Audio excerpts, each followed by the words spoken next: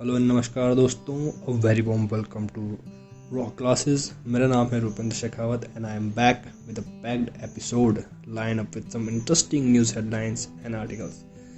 दोस्तों, मेरी तरफ से आप सभी को गणेश चतुर्थी की हार्दिक शुभकामनाएं। दोस्तों, आज वीडियो थोड़ा लेट आ रहा है बिकॉज ऑफ फेस्टिवल, इसीलिए डोंट वरी अबाउट दैट। कल से जो है चीज़ें वापस ऑन द ट्रैक होंगी। You will get the videos on time. तो दोस्तों, इस हमारी सीरीज़ के अंदर हम लोग करंट अफेयर्स तो पढ़ते ही हैं, लेकिन उसके साथ साथ हम, जैसा कि आपको पता है, सेल्फ डेवलपमेंट या सेल्फ इम्प्रूवमेंट में भी बात करते हैं। तो इसी चीज़ को लेकर मैं आप लोगों के साथ में एक इंटरेस्टिंग कोट जो है शेयर करना चाहूँगा, जैसा कि आप अपनी स्क्रीन पे देख सकते हैं। Small in trouble, gather strength from distress and grow brave by reflection. दोस्तों, आप इस वीडियो के बैकग्राउंड में देख पा रहे होंगे, एक मैंने लोगो लगाया है। ये हमारी इंडियन आर्मी की जो सबसे पुराने रेजिमेंट है उसका लोगो है। एंड इसका जो मोटो है वो है कि वीर भोग्य Vasundhara, the brave will inherit the earth. जो वीर होते हैं वही इस वसुंधरा को जो है भोगते हैं। कहने का मतलब क्या है कि दोस्तों, कितनी भी दिक्कतें हों, कितनी भी जो प्रॉब्लम्स हों, उससे फ़र्क नहीं पड़ता। You have always be smiling. आपको अपने अंदर जो स्ट्रेंथ है, जिसका आपको आइडिया नहीं है अभी तक कि आपके अंदर कितनी स्ट्रेंथ है, उन सब चीज़ों को इकट्ठा करना है।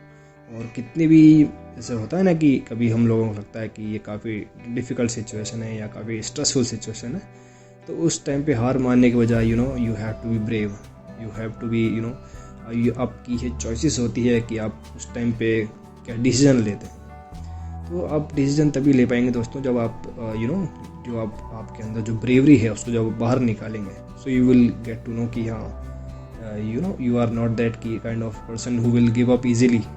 आप ऐसे उनमें से नहीं है जो आसानी से हार मान लेते हैं। तो स्माइल इन ट्रबल, आप मुसीबत में मुस्कुराइए। गैदर स्ट्रेंथ फ्रॉम डिस्ट्रेस, जो भी दिक्कतें आती है उनसे अपने आप को मजबूत बनाने की कोशिश कीजिए। And grow brave by reflection, आप जब ग्रो करेंगे एज अ ब्रेव पर्सन तो you will see a difference कि how things are going in a better way. तो आप जब भी आपको लगे कि कोई डिफ़िकल्ट सिचुएशन है या कोई डिस्ट्रेसफुल सिचुएशन है, उस टाइम पे याद रखिए कि you are the powerful, you have the strength and you have the courage overcome that situation. तो ये जो थॉट था ये मैंने लिया है लाइफ अमेजिंग सीक्रेट से। आप अगर आपको टाइम मिले तो ज़रूर ये किताब पढ़िएगा। You will get the more insightful about this topic and this quote. दोस्तों, आगे बढ़ते हैं हमारे क्वेश्चन की ओर। आज मैंने आप लोगों के साथ 2 क्वेश्चन शेयर किए हैं। आप इन दोनों का जवाब मुझे कमेंट बॉक्स में दीजिएगा। पहला तो है कि फुल फॉर्म ऑफ यूपीआई, आप जो लोग पेटीएम या फिर करते हैं ना फ़ोन पे या गूगल पे, तो यूपीआई जो है उसका फुल फॉर्म क्या है। साथ ही हमारी जो भारतीय सरकार की जो कौन सी बॉडी है जो इस चीज़ को रेगुलेट करती है। तो आप लोगों के लिए आज के लिए 2 सवाल है। Stick your answer in the comment section below. अगर आपको अभी पता है तो you can go and put your answer there. And how अगर आपको आंसर नहीं पता है तो जैसा कि मैं आपसे हर रोज़ कहता हूँ, आपको अगर आंसर नहीं मालूम है तो आप इस चीज़ को लेकर टेंशन मत दीजिए, चिंता मत कीजिए। मैं आपसे रिक्वेस्ट करूँगा कि आप इस बारे में थोड़ी रिसर्च कर लीजिए, देन अपना आंसर जो है कमेंट बॉक्स में स्टिक कीजिए। इससे क्या होगा कि आपको चीज़ों को समझने में आसानी होगी। जब आप किसी आंसर को लिखते हैं तो you will remember it for longer duration. तो दोस्तों, ये था आज का सवाल, हमने डिस्कस किया हमारा थॉट ऑफ द डे। आज हम आगे बढ़ते हैं। आज है 19 सितंबर। Breaking news and editorials. दोस्तों, आज जो आर्टिकल्स हैं वो द हिंदू के नहीं हैं बल्कि इंडियन एक्सप्रेस के हैं। तो इन चीज़ों को लेकर आगे बढ़ेंगे। जो हमारा आज का आर्टिकल है वो है a win win for all, digital India को लेकर आर्टिकल है। जैसा कि आपको पता है, डिजिटल इंडिया हमारी मोदी सरकार जो है उन्होंने लॉन्च किया था 2015 के अंदर इस मुहिम को। तो आप सभी लोग इस चीज़ से अवेयर होंगे। जो आपने देखा है ना, एक शेर बना होता है जो गियर्स होते हैं उन सब से, तो ये डिजिटल इंडिया का लोगो है। पहला आर्टिकल का पॉइंट है दोस्तों कि डिजिटल इंडिया जो प्रोग्राम है वो अफेक्ट करेगा चीज़ों को एज ए कनेक्टिविटी सॉफ्टवेयर में, सर्विसेज में एंड डिजिटल एम्पावरमेंट करेगा हमारे देश को। देखिए दोस्तों, जो हमारी केंद्र यूनियन गवर्नमेंट है उसका एम यही है as a through digital India कि वो चीज़ों को थोड़ा और सीमलेस बना सके, कनेक्टिविटी बढ़ा सके एंड डिजिटल एम्पावर कर सके लोगों को। आपको पता है कि जब डिजिटल इंडिया की शुरुआत की गई थी उस समय से पहले ही जो यूनियन गवर्नमेंट है उन्होंने कहा था कि एटलीस्ट हर पर्सन के पास में एक बैंक खाता होना चाहिए। समझ रहे हैं ना आप चीज़ों को कि कैसे चीज़ें लिंक कर रही है। जब आपके पास एक गवर्नमेंट के द्वारा ओपन किया हुआ कोई बैंक का खाता होगा तो you will have the access to this UPI। ठीक है दोस्तों, तो इन चीज़ों को लेकर सरकार ने काम किया है। फैक्टर्स जो हैं जो बूम कर रहे हैं डिजिटल इंडिया को, वो है मोबाइल टेलीफोनी और 4G coverage, reduce tariff and increase smartphone. जैसा कि आपको पता है दोस्तों, आजकल जो स्मार्टफोन है वो काफ़ी कॉमन है अमॉन्ग द पीपल। चाहे आप किसी कंपनी के मालिक हों या आप किसी कंपनी की शॉप पे काम कर रहे हो, उससे फ़र्क नहीं पड़ता है। स्मार्टफोन जो है काफ़ी हैंडी हो गया आजकल, हर किसी के पास स्मार्टफोन है। और इसी चीज़ को लेकर ही जो एक बूम है ना कि डिजिटल इंडिया होना है, तो कुछ चीज़ों जैसे फैक्टर्स है ना, जैसे मोबाइल टेलीफोन होगी, सबके पास मोबाइल है, 4G कवरेज, आप कहीं भी जाइए आपको 4G कवरेज मिलता ही है। आप चाहे जो हाईएस्ट पीक है हमारे इंडिया के अंदर चाहिए तो वहाँ चले जाइए, चाहे तो आप किसी डेजर्ट में हो इंडिया के, आपको 4G कनेक्टिविटी मिल ही जाती है मोस्ट ऑफ द टाइम। तो इन चीज़ों को लेकर काम किया है कि अवेयर करें और जो एम्पावर करें भारत के लोगों को digitally. Building digital public infrastructure, particular digital ID and UPI। तो दोस्तों UPI जो है यही काम करती है। जब UPI आप क्रिएट करते हैं तो आपको डिजिटल पब्लिक जो इंफ्रास्ट्रक्चर है उसको स्ट्रॉन्ग करने में मदद करती है कहीं ना कहीं। India's mobile data usage is more than China and USA combined. देखिए दोस्तों, ये काफ़ी चौंकाने वाले जो आंकड़े हैं उनसे पता चलता है कि मोबाइल डेटा यूसेज है पर पर्सन ऑन एवरेज में आपको बताऊँ 19.4 GB पर पर्सन मंथली यूसेज है हमारे इंडिया के अंदर एक यूज़र का। तो मोबाइल डाटा यूज़ करते हैं उस चीज़ को लेकर आंकड़े जारी किए थे सरकार ने। Creation of public WiFi by tried जो है उन्होंने 2017 के अंदर पब्लिक वाईफाई को जो लॉन्च किया था पर पर्सन, जैसे कि आप देख सकते हैं 6 साइज़ जो पैकेट होते हैं 5-10 रुपये के अंदर अनलिमिटेड जो नेट है वो दिया जाता है। किसके द्वारा? ट्राई के द्वारा। Telecom regulatory authority of India ने जो 2017 में लॉन्च किया था पब्लिक वाईफाई, उससे जो मोबाइल डाटा है काफ़ी चीप और काफ़ी लोगों को तक सुविधाजनक पहुँचाया गया था। बात करते हैं आगे, जो अगला पॉइंट है वह आर्ग्यूमेंट भी को दिया जाता है। देखिए दोस्तों, कोई भी जब चीज़ लॉन्च होती है सरकार के द्वारा तो वो सिर्फ प्रोज ही नहीं होते हैं, कुछ कॉन्स भी होते हैं चीज़ें। और आपको पता ही हर जगह हर चीज़ के आर्ग्यूमेंट्स तो होते ही हैं। कहीं ना कहीं कोई उस चीज़ को लेकर नेगेटिविटी या जो नेगेटिव थॉट्स होते हैं लोगों के मन में, वो जाहिर सी बातें शेयर करते हैं। जैसे कि लोगों ने कहा है कि जो 4G है काफ़ी चीप है, हर जगह पे अवेलेबल है। जैसे कि हमने डिस्कस किया ना अभी, हर किसी के पास स्मार्टफोन है, हर किसी के पास में 4G कवरेज है, तो इन पब्लिक हॉटस्पॉट की क्या ज़रूरत है। तो लोगों ने इस पे भी सवाल उठाए थे। लेकिन कहीं ना कहीं इसके पॉजिटिव जो है वो काफ़ी ज़्यादा है कि मोर देन 1.5 लाख हॉटस्पॉट जो है उनको इंस्टॉल किया गया था ट्राई के द्वारा, और मोर देन 1 मिलियन पीपल को जो लोगों को जो है फ्री अनलिमिटेड डेटा दिया गया था at the rupees of 10 rupees. 10 रुपये के मिनिमम प्राइस के ऊपर कम से कम 1 मिलियन से ज़्यादा लोगों को अनलिमिटेड डेटा की जो सेवाएं हैं वो प्रोवाइड की गई थी ट्राई के द्वारा जब उन्होंने पब्लिक हॉटस्पॉट को इंस्टॉल किया था। साथ ही के अंदर by introduction such PDO and PDOA open framework has created. देखिए दोस्तों, PDO का मतलब है public data office and PDOA का मतलब है पब्लिक डेटा ऑफिस एग्रीगेटर।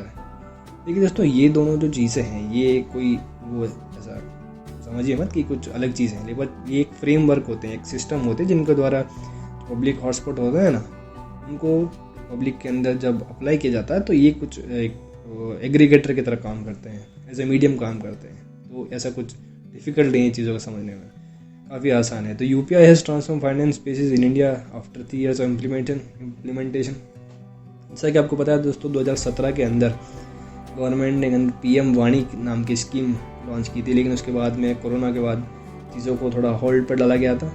उसके बाद में जब चीज़ें आई तो काफ़ी कुछ रोबस्ट किया गया, चीज़ों को काफ़ी कुछ इम्प्रूव किया गया। इसीलिए हम देखते हैं कि UPI आज की तारीख में, आप लोगों ने देखा होगा G20 के समिट के दौरान जो जर्मनी के एक नेता थे, उन्होंने UPI के द्वारा ही जब बाज़ार के अंदर सब्जी खरीदी थी तो they are shocked to see that how seamless the money is transferred from one account to another. तो जब लोगों ने ये देखा कि काफ़ी ज़्यादा सीमलेस है, तो पूरे जो दुनिया है वहाँ पे UPI की काफ़ी तारीफ़ हुई थी कि काफ़ी रोबस्ट सिस्टम, काफ़ी इजी सिस्टम है कि आप कहीं भी इसका इस्तेमाल कर सकते हैं। PM वाणी सक्सेसफुली जो has become a unique digital public infrastructure in connectivity. देखिए दोस्तों, पीएम वाणी की जो स्कीम है, पीएम वाणी का जो स्कीम थी, इसके अंदर ये था कि प्रधानमंत्री वाईफाई एक्सेस नेटवर्क इंटरफेस, ये जो स्कीम है इसका जो लाभ है वो यही है कि सबको फ्री वाईफाई या फ्री इंटरनेट से जोड़ा जाए। दुनिया अपने भारत का कोई भी कोना इससे ना छूटे और सभी को कनेक्टिविटी जो है प्रदान की जाए। तो इससे हुआ क्या दोस्तों कि चीज़ें एक दूसरे से इंटरलिंक्ड है। आप समझ पा रहे हैं, मैं आई होप आपको चीज़ें क्लियर हो रही होंगी कि कैसे। जब आप मान लीजिए कि आपके पास जब एक बैंक अकाउंट होगा, ठीक है, तो आपके पास एक यूपीआई भी बनेगा। यूज़र जो मैंने बताया आपको कि वो यूपीआई होगा।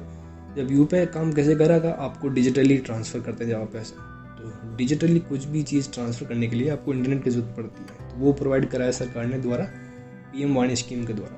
तो आप देख रहे हैं ना दोस्तों कि कैसे चीज़ें एक दूसरे इंटरलिंक्ड है। पीएम वाणी स्कीम जो बैंक अकाउंट से जो है खोले गए थे बैंक अकाउंट्स, उससे लिंक्ड है, और ये सब चीज़ें जो हैं वो यूपीआई से रिलेटेड है। तो ऐसा ये एक सिस्टम लूप बन जाता है जिससे चीज़ों को काफ़ी आसान बनाने के काम में आती है। India is a low broadband penetration. जैसा कि आपको पता है दोस्तों कि ब्रॉडबैंड का जो कनेक्शन है हमारे भारत के अंदर वो काफ़ी कम है as compare to other countries. हमारे यहाँ लोग जो है मोबाइल डेटा पे काफ़ी निर्भर करते हैं। तो इस चीज़ को लेकर सरकार ने कदम उठाए कि पीएम वाणी स्कीम के द्वारा जो है लोगों को सस्ते के अंदर डेटा प्रोवाइड किया जाए, फ्री जो अनलिमिटेड डेटा है वो प्रोवाइड किया जाए। पीएम वाणी would a great opportunity to accelerate high speed internet penetration. जैसा कि हम लोगों ने बात किया कि काफ़ी मदद करेगा पीएम वाणी स्कीम जो है लोगों तक हाई स्पीड इंटरनेट पहुँचाने के। पीएम वाणी also nurture growth of nano entrepreneurs. जो नैनो एंटरप्रेन्योर्स हैं, जैसे मैंने बताया ना अभी आपको कि आजकल आप कहीं भी जाइए, आपने देखा भी होगा आसपास कि जो पंचर बनाने वाले हैं भाई हमारे, या फिर जो माला बेचते हैं भाई, या फिर जो सब्जी वाले जो होते हैं, या कोई भी, इन सभी के पास आजकल एक यूपीआई सिस्टम है। आप जस्ट अपना फ़ोन लेके जाइए and you have to just scan the QR code and that's it. आपने अपना जो पैसा है, आपने जो भी सामान खरीदा उसका पैसा आप सीमलेसली ट्रांसफ़र कर सकते हैं। तो ये चीज़ें जो है एंटरप्रेन्योर्स को, जो है छोटे एंटरप्रेन्योर्स, जो नैनो एंटरप्रेन्योर्स होते हैं ना, जैसे मैंने आपको बताया माला वाले या जो भी है, इन सबको काफ़ी नर्चर करेगा, काफ़ी ग्रोथ में मदद करेगा ये PM Vani scheme. This is the time for PM Vani to flourish as other stake holder I hesitate to enter this field. PM वाणी जो स्कीम है दोस्तों अभी काफ़ी फ्लरिश कर रही है, क्योंकि जो अदर स्टेक होल्डर्स है, जो भी प्राइवेट स्टेक होल्डर्स हैं, इन सब चीज़ों में आगे बढ़ने से थोड़ा कतरा रहे हैं। They are not seeing it as a potential business to grow. वो इसको ऐसा नहीं देख रहे कि कहीं इसमें कहीं ना कहीं ग्रोथ होगा। तो इसलिए अभी पीएम वाणी के पास जो है वो काफ़ी अच्छा मौका है कि इन सब चीज़ों में अभी आगे बढ़ा जाए, क्योंकि there is no such competition कि वहाँ पे कोई और आ जाएगा या चीज़ें को हार्ड बनाने की कोशिश करेगा। तो पीएम वाणी नीड्स टू बी एक्सटेंडेड। जैसा कि हमको पता है कि पब्लिक प्राइवेट पार्टनरशिप बहुत ज़रूरी है दोस्तों इन चीज़ों को आगे बढ़ाने के लिए। पीएम वाणी को एक्सटेंड करने की ज़रूरत है, चीज़ों को और ज़्यादा रोबस्ट करने की ज़रूरत है। सरकार के द्वारा काफ़ी स्टेप्स लिए जाने बाकी है, तो चीज़ों को और थोड़ा और जो भी अभी इसके अंदर कहते हैं ना कि कहीं ना कहीं थोड़ी बहुत कमी तो होती है, तो उन सभी कमियों को दूर किया जाए और थोड़ा चीज़ों को और रोबस्ट बना के हर किसी के पास जो है आजकल नेटवर्क, इंटरनेट और 4G कनेक्टिविटी प्रदान की जाए दोस्तों, ताकि जो डिजिटल इंडिया का जो एक एम लेके चल रहे हैं केंद्र सरकार, उसको पूरा कर सके जल्द से। तो दोस्तों ये था हमारा आज का पहला आर्टिकल। आई होप का आपको चीज़ समझ में आई होगी। देखिए दोस्तों, आज हम लोग जो डिस्कस करते हैं जो भी आर्टिकल्स, वो कहीं ना कहीं हमारे डेली लाइफ से भी रिलेटेड होते हैं। तो फ़र्क नहीं पड़ता है, मैं आपको जैसे रोज़ कहता हूँ कि आप किसी कॉम्पिटिटिव एग्ज़ाम की तैयारी कर रहे हो या आप किसी स्कूल या कॉलेज के स्टूडेंट हो, you must have to be aware. ये तो देख लीजिए आप, डिजिटल इंडिया का ये जो हमारा आर्टिकल था आज का, ये तो आपके डेली लाइफ से कहीं ना कहीं कनेक्टेड था। आप सभी आई होप कि कहीं पेमेंट्स तो करते ही होंगे, तो इस बारे में आपको जान लेना काफ़ी ज़रूरी होता है कि कैसे चीज़ें वर्क कर रही हैं और कैसे चीज़ों को इम्प्रूव किया जा सकता है। और so let's move to our next article दोस्तों। जो हमारा अगला आर्टिकल है वो है चाइना की डिप्लोमेसी के बारे में, चाइनाज डिप्लोमेसी क्वेश्चन। दोस्तों आपको जैसा कि पता है, अभी G20 समिट हुई थी और इसके अंदर जो चाइना के प्रेसिडेंट है शी जिनपिंग, वो नहीं आए थे। उनकी जगह जो प्राइम मिनिस्टर है चाइना के, उन्होंने शिरकत की थी और उन्होंने पार्टिसिपेट किया था G20 समिट के अंदर। कई जो इसके कहते हैं ना, उनके कई जो विचार विमर्श करने वाले हैं या कई एक्सपर्ट्स जो हैं, उनका ये कहना है कि जो हाल ही में ब्रिक्स समिट हुई थी साउथ अफ्रीका के अंदर, उसके अंदर जो चाइना ने अपना नया मैप जो शो किया था सबके सामने, उसके अंदर इंडिया का अरुणाचल प्रदेश और सिक्किम का जो स्टेट है उसको अपना टेरिटरी बताया था। इस चीज़ को लेकर थोड़ा और डिस्कस ना करना पड़े, इसलिए शायद शी जिनपिंग ना आए हो भारत, ऐसा कुछ लोगों का कहना है। बट खैर जो भी हो, we have to move in this article. हमें इस आर्टिकल को समझना है क्या क्या जो डिप्लोमेसी है कैसे काम कर रही है चाइना के अंदर, या क्या जो हम सवाल जो पैदा हो रहे हैं आज की तारीख में चाइना को लेकर कि क्या वो सही है और कैसी चीज़ें काम हो रही है चाइना के अंदर। चाइना का कंटेक्ट दिया जाता है आपको, जैसे पता चाइनीज़ कम्युनिस्ट पार्टी रूल है चाइना के अंदर, वहाँ पे एक ही लीडर है शी जिनपिंग, और वहाँ पे जैसे कि आपको पता इलेक्शन नहीं होते हैं। तो ये काफ़ी एक चीज़ लोगों को लेकर कई लोगों का कहना भी है कि this is not the right way to run a government. सरकार चलाने की बात है, China is one of the largest country and जो अभी हाईएस्ट पॉपुलेशन को हमने सरपास किया है चाइना से ही किया है। तो ऐसे इतने बड़े देश के अंदर जो जनता की आवाज़ है उसको सुनना कहीं ना कहीं ज़रूरी हो जाता है, लेकिन चाइनीज़ कम्युनिस्ट पार्टी है उस चीज़ का उल्लंघन कर रही है and things are not going the right way. Intellectual challenge क्या है दोस्तों? द कोर क्वेश्चन जो है आज की तारीख में, जो कोर क्वेश्चन वो ये है कि डेमोक्रेसी क्या एग्जिस्ट कर सकती है चाइना के अंदर विदाउट ट्रेडिशनल इलेक्टोरल मॉडल। जो एक तरीका होता है ना कि डेमोक्रेसी के अंदर हम वोट देने जाते हैं, उसके बाद चीज़ों को इम्प्लीमेंट किया जाता है, हम वोट देते हैं, उसके बाद में नेता चुन के आते हैं। तो क्या ये एक इसके अलावा भी कोई डेमोक्रेसी का चेहरा हो सकता है कि चाइना के अंदर? इस चीज़ को लेकर ये जो कोर क्वेश्चन है, इस चीज़ों को लेकर चैलेंज किया गया है। They are tasked with the remaining democracy with the constraints of the CCP political control. देखिए दोस्तों, सीसीपी का जो कंट्रोल है चाइना के ऊपर वो काफ़ी ज़्यादा स्ट्रांग है। वो कहीं ना कहीं आपको पता होगा, आपने देखा भी होगा न्यूज़ के अंदर कि कैसे कंट्रोल कर रहा है सीसीपी के जो नेता हैं शी जिनपिंग, वो चीज़ों को कैसे कंट्रोल कर रहे हैं। तो इन सब चीज़ों को लेकर बताया गया कि जो डेमोक्रेसी है, democracy can exist without the traditional electoral model present an intellectual challenge for Chinese social scientist जो है वहाँ के, वो इस चीज़ पे विचार विमर्श कर रहे हैं कि क्या कोई और तरीका हो सकता है इसके अलावा भी। अल्टरनेट डेमोक्रेटिक मॉडल्स जो होते हैं दोस्तों, जैसे कि deliberate democracy, participatory government and consensus building mechanism which do not necessary rely on regular election. देखिए दोस्तों, रेगुलर इलेक्शन जो है चाइना के अंदर वो बहुत मुश्किल है आज की तारीख में, वो कराना मुश्किल है। इसीलिए जो राइटर का कहना है कि कैसे चीज़ों को जो रेगुलर इलेक्शन है उनसे हटकर भी हम क्या डेमोक्रेसी को इस्टेब्लिश कर सकते हैं, ये है मेन मुद्दा इस आर्टिकल का, कि क्या जो रेगुलर इलेक्शंस हैं उन चीज़ों उसको हटाकर भी क्या हम डेमोक्रेसी को इस्टेब्लिश कर सकते हैं। तो इस चीज़ को लेकर कुछ अल्टरनेट मॉडल्स भी दिए हैं, जैसे कि डेलिब्रेट डेमोक्रेसी हो गई, पार्टिसिपेटरी गवर्नेंस, जैसे कि होता है ना कि कुछ नेता होते हैं वो अपना पार्टिसिपेटरी दिखा के एंड देन दे विल कि कुछ और हम बता सकते हैं कि कैसे चीज़ों को और अच्छा किया जा सकता है। कंसेंसस बिल्डिंग मैकेनिज्म हो सकता है।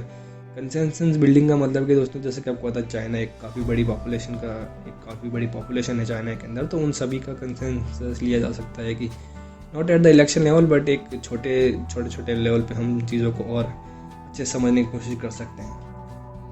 आगे बढ़ते हैं दोस्तों हमारे आर्टिकल में, जैसे कि देख रहे हैं सोशल हार्मनी जो है चाइना, आपको पता है वहाँ के अंदर जो लॉ है वहाँ पे काफ़ी जो स्ट्रिक्ट होते हैं लॉज को लेकर, कल्चर को लेकर, they are very particular about that. China के जो लोग हैं वो अपने कल्चर को लेकर काफ़ी ज़्यादा पर्टिकुलर हैं, तो उस चीज़ का ध्यान रखना भी बहुत ज़रूरी है। जैसे आपको तो माओ जेदांग के टाइम से, यानी कि आज से काफ़ी सालों पहले से जो सीसीपी है वही चलती आ रही है, तो कहीं ना कहीं एक सोशल जो कनेक्टिविटी है वो भी तो है लोगों की, लेकिन क्या उस चीज़ को साथ में लेके जा सकते हैं हम लोग चाइना के लोग कि इस चीज़ को साथ में लेके आगे बढ़ सकते हैं क्या? There is an emphasis on social harmony stability as such non electoral reforms for democracy may be sought after as means of maintain political stability while addressing social concerns. Political stability तो बना के रखनी है, साथ साथ में हमको social concerns भी जो है वो भी साथ में लेके चलने पड़ेंगे, तभी चीज़ों को और अच्छे से किया जा सकता है चाइना के अंदर। लोकल एक्सपेरिमेंट किए थे वहाँ पे सरकार के जो कुछ अधिकारी हैं, उन्होंने some reasons in China have experience with innovative governance method that involve citizen participation in decision making process at the local level. Local level पे दोस्तों, जैसे कि आपको पता है कि कुछ चीज़ें जो हैं चाइना के किसी के भी कंट्रोल में नहीं है एक्सेप्ट शी जिनपिंग। तो इस चीज़ को ब्रेक डाउन करके एक छोटे लेवल पे, कहते हैं ना एक कस्बे के लेवल पे या किसी गांव के लेवल पे ये एक्सपेरिमेंट किया गया था कि जो लोगों के द्वारा डिसीजन लिया गया है उसको इम्प्लीमेंट करने की कोशिश की गई थी। ये एक्सपेरिमेंट चलते रहते हैं ताकि इन फ्यूचर अगर चीज़ों को इम्प्लीमेंट करना पड़े एज अ डेमोक्रेसी तो कहीं ना कहीं मुश्किल ना हो। तो ऐसे छोटे छोटे एक्सपेरिमेंट जो लोकल एक्सपेरिमेंट चाइना के अंदर अक्सर चलते रहते हैं। Balancing control and participation. Chinese social scientists face the challenge of finding a balance between maintaining the CCP's control over the political system and allowing meaningful citizen participation in the governance। देखिए तो participate के साथ साथ जो control है वो बहुत ज़रूरी है। जो चाइना के सोशल साइंटिस्ट हैं वो चैलेंज फेस कर रहे हैं बिटवीन मेंटेनिंग CCP's कंट्रोल जो है। एक तरफ तो CCP का कंट्रोल जो है वो बढ़ता जा रहा है, लेकिन कहीं दूसरी तरफ जो पॉलिटिकल सिस्टम है उसको सिटीजन पार्टिसिपेशन गवर्नेंस जो है उस चीज़ को लेकर दोनों को बैलेंस करना बहुत मुश्किल है। कहने का मतलब ये है कि दोस्तों एक तरफ जहाँ पे सोशल साइंटिस्ट ये ट्राई कर रहे हैं कि जो वहाँ पे जो लोग हैं उनका पार्टिसिपेशन लिया जाए गवर्नमेंट बनाने के अंदर, वहीं दूसरी तरफ डर इस बात का भी है कि जो CCP है उनका भी एक तरफ से दबदबा है कि कैसे वो चीज़ों को और डोमिनेट कर सकें। तो इन दोनों चीज़ों के अंदर हसल है चल रही है और इन दोनों के अंदर बैलेंस कर पाना काफ़ी मुश्किल है। अडेप्टिंग टू कल्चरल स्पेसिफिकेशन, जैसे कि मैंने आपको बताया दोस्तों कि चाइना के जो लोग हैं वो अपने कल्चर को लेकर काफ़ी स्पेसिफिक हैं, तो चीज़ों को ज़्यादा इधर उधर नहीं करना चाहते हैं। जैसे चलते आ रही चीज़ें उनको वैसे ही रखना चाहते हैं, ज़्यादा चेंजेस नहीं करना चाहते हैं इसके अंदर ग्लोबल पर्सपेक्टिव। लेकिन दोस्तों आज जैसे कि हमने कई टाइम से देखा है 2012 के बाद में जो शी जिनपिंग है उनका काफ़ी पार्टिसिपेशन बढ़ा है ग्लोबल लेवल पे। वो हर जगह अपने प्रेजेंस दिखा रहे हैं, चाहे वो G20 समिट हो, एक्सेप्ट भारत में नहीं आए थे, लेकिन इसके अलावा जितने भी G20 समिट्स हुई थी वहाँ पे वो गए थे। एंड ब्रिक्स की समिट हो गई है ना, वो जो है दुनिया में जो भी समिट्स हो रही है वहाँ पे वो अपनी जो प्रेजेंस है वो दे रहे हैं ताकि पता चले लोगों को कैसे चाइना अफेक्ट कर सकता है चीज़ों को एज अ मैन्युफैक्चरिंग इंडस्ट्री। खैर ये जो चीज़ें हम बात कर रहे हैं दोस्तों ग्लोबल पर्सपेक्टिव जो है, चाइना का exploration of non electoral democracy is a part of global trend where the scholars and policy makers are reevaluating the convection, understanding the democracy and experimenting with the new forms of governance। जो global perspective है दोस्तों की, जैसा कि लेकिन आपने देखा है कि काफ़ी कम कंट्रीज़ है जहाँ पे कि डेमोक्रेसी के बिना सरकार चल रही है। मोस्ट ऑफ द कंट्रीज़ के अंदर हमारे इस पूरे ग्लोब पे जो मोस्ट ऑफ द सरकार जो है वो डेमोक्रेसी के बेसिस पे ही चल रही है। तो इस चीज़ को लेकर जो ग्लोबल पर्सपेक्टिव वो भी चेंज करना पड़ेगा चाइना को। कहीं ना कहीं अगर उनको ग्लोबल लेवल पे अपना अगर साथ बना के रखना है तो उनको अपनी पॉलिसीज़ में बिल्कुल चेंज करना पड़ेगा, एक्सपेरिमेंट्स करने पड़ेंगे एंड देन उसके बाद में वो किसी एक जो ठोस संभव होता है नतीजा उस पर पहुँच सकते हैं। Challenges and constant, Chinese academics must navigate political constant and censorship while addressing sensitive topics related to democracy and political reforms. देखिए दोस्तों आपको जैसा पता है कि जो चाइनीज़ गवर्नमेंट है वो जो एकेडमिक्स है या जितने भी नेता है वहाँ के वो बहुत कम इन चीज़ों को लेकर बात करते हैं कि सरकार को लेकर या पॉलिटिकल रिफॉर्म्स को लेकर बहुत कम चीज़ों को लेकर चीज़ें डिस्कस की जाती हैं वहाँ पे। तो इसीलिए जब ज़्यादा बातें नहीं होती है कि चीज़ों को कैसे बदला जाए, तो इसके अपोजिट में जब हम बात करते हैं ना कि चीज़ों को बदलने की ज़रूरत है तो वो कहीं ना कहीं चाइनीज़ जो कम्युनिस्ट पार्टी उसको अफेक्ट करती है। क्योंकि एक तरफ तो जहाँ वो इस चीज़ों को लेकर ज़्यादा डिस्कस नहीं करना चाहते हैं गवर्नमेंट की पॉलिसीज़ को लेकर। अब देखा ना कैसे कोविड के टाइम पे इन्होंने आंकड़े छुपाए थे कि कैसे आंकड़े सामने नहीं आने दिए थे, तो अपनी ज़्यादा पॉलिसीज़ को सामने नहीं लाना चाहते हैं ये तो। लेकिन दूसरी तरफ जो सोशल साइंटिस्ट हैं वो एक्सपेरिमेंट करना चाहते हैं कि कैसे कि हम लोग ग्लोबल लेवल पे चीज़ों को सुधार सकते हैं, कैसे हम दूसरों के साथ हाथ मिला के इन चीज़ों को और बेहतर बनाने की कोशिश कर सकते हैं। Long term perspective and implications, जो भी आउटकम होगा दोस्तों, जो भी चैलेंजेस हैं, अगर इन चैलेंजेस को ओवरकम कर लिया और आगे बढ़ गए तो जो चाइना की पॉलिटिकल फ्यूचर है वो काफ़ी ज़्यादा अच्छा होने वाला है दोस्तों, एज इट में shape the direction of governance and political reform of the country. तो कहीं ना कहीं ये जो छोटे छोटे एक्सपेरिमेंट्स होते रहते हैं ना कि हर जगह सिटीजन्स का जो गवर्नमेंट के अंदर रोल है उसको इम्प्लीमेंट करने की कोशिश की जाती है हर बहुत माइनर लेवल पे। तो अगर इन चीज़ों को थोड़ा और रबस्ट किया जाए, थोड़ा और इस पर डिस्कस किया जाए, ग्लोबल लेवल पे चीज़ों को देखा जाए और चीज़ों को चेंज करने की कोशिश की जाए चाइना के लोगों द्वारा, तो कहीं ना कहीं चीज़ों को और बेहतर बनाने में जो सफलता है वो हासिल कर सकता है चाइना। जो चाइनीज़ कम्युनिस्ट पार्टी की जो डिक्टेटरशिप है उसको ख़त्म करने की कोशिश की जानी चाहिए चाइना के लोगों द्वारा और चीज़ों को और बेहतर वे में ग्लोबल लेवल पे एक साथ आगे बढ़ने की कोशिश करनी। तो दोस्तों आई होप कि आपको ये जो टॉपिक था काफ़ी डिफ़िकल्ट एक टॉपिक मैं कहूँगा, क्योंकि इंटरनेशनल पर्सपेक्टिव से लेकर आपको चीज़ों को समझने में थोड़ा टाइम लग सकता है, बट डोंट यू वरी, मैं आपको सब कुछ आसानी में समझा ही देता हूँ वैसे तो। लेकिन जैसा कि अगर आपको लगता है कि चीज़ें कुछ मिस हो रही, तो आप ये जो पॉज करके जो चीज़ें हैं तो पॉइंट्स दिए ना पढ़ सकते हैं, you will get the more insight. वैसे इसकी ज़रूरत नहीं पड़ेगी आपको, अगर आप चाहें तो दोबारा भी इस वीडियो को देख सकते हैं। दोस्तों ये था हमारे कुछ दोनों articles. Let's move to our next हमारा जो अगला पार्ट है हेडलाइंस का, उस चीज़ों को लेकर हम देखते हैं कि क्या हेडलाइंस है आज की। हमारे साथ है कि सुप्रीम कोर्ट ने रिजेक्ट किया है plea against Madras high court order ban of lord Ganesha's idol made of plaster of Paris. हाल ही में दोस्तों मद्रास हाई कोर्ट ने एक अपना जजमेंट दिया था, जिसके अंदर कहा है कि जो प्लास्टर ऑफ पेरिस से बनी हुई जो लॉर्ड गणेशा की मूर्ति है उन पर बैन किया जाए। तो इस चीज़ को लेकर किसी ने सुप्रीम कोर्ट में अर्जी लगाई थी, उस अर्जी को कैंसिल कर दिया गया है and still the ban is on the POP made lord Ganesha's idol. DU ने कहा है कि वो क्लेट को एज अ लॉ एडमिशन शुरू करेंगे इस साल से, यानी कि डीयू के अंदर अगर आप एडमिशन लेना है तो क्लेट को as a admission exam consider किया जाएगा इस एकेडमिक ईयर से, हाई कोर्ट ने ऐसा कहा है। कर्नाटका का होयसाला टेम्पल जो है उसको यूनेस्को वर्ल्ड हेरिटेज लिस्ट के अंदर जगह मिली है। दोस्तों आप जैसा पता हमने कल भी डिस्कस किया था कि एक और साइट को यूनेस्को वर्ल्ड हेरिटेज मिली है, याद है क्या आपको? शांति निकेतन, अगर याद आ रहा हो आपको, हमने कल डिस्कस किया था। शांति निकेतन जो हाउस है वेस्ट बंगाल के अंदर, उसे भी यूनेस्को वर्ल्ड हेरिटेज साइट में जगह मिली है। India to be third largest consumer by 2030। Nykaa के जो नायर साहब हैं उन्होंने कहा है कि इंडिया जो है वो तीसरा सबसे बड़ा कंज्यूमर होगा 2030 तक। दोस्तों ये थी कुछ हेडलाइंस हमने डिस्कस किए, दो बहुत ही इंपॉर्टेंट आर्टिकल्स। इसी के साथ that's wrap up today's episode. दोस्तों अगर आपको ये वीडियो पसंद आई हो तो don't forget to like this channel. अगर आपने सब्सक्राइब नहीं किया तो सब्सक्राइब कर लीजिए। Don't forget to comment your answer, and अगर आपको कोई सजेशन है या अगर आपको कोई सवाल है तो आप अपना सवाल कमेंट बॉक्स में स्टिक कर सकते हैं। So that is basically for today. This is Rupendra Shekhawat signing off. Jai Hind guys.